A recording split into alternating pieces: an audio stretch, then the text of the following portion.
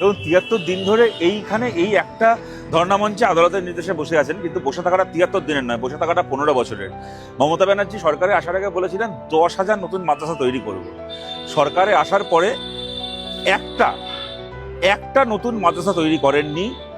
উনি ২০১৩ সালে ২৩৫টা মাদ্রাসাকে বললেন যে আমি এগুলোকে রেকগনিশন দিচ্ছি, আপনি শিক্ষকদের মাইনে দেবেন না, আপনি ছেলে মেয়েদের মিড ডে মিল দেবেন না, আপনি মাদ্রাসার বিল্ডিং তৈরি করার দায়িত্ব নেবেন না, মেয়েদেরকে স্কুলে সাইকেল দেবেন না, বই দেবেন না, পিঠের ব্যাগ দেবেন না, কিচ্ছু দেবেন না। আপনি একটা করে রেকগনিশনের চিঠি দিয়ে দেবেন। আপনার চিঠি ধুয়ে জল খাবে লোকে?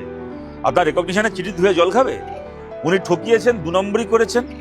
গোটা বাংলার বাকি সব রকমের শিক্ষা যে ইনস্টিটিউশন রয়েছে, মাধ্যমিক থেকে শুরু করে প্রাইমারি থেকে শুরু করে কলেজ সার্ভিস কমিশনের মতো, সেরকম মাদ্রাসার সঙ্গেও উনি ২ নম্বরই করেছেন, চিটিংবাজি করেছেন।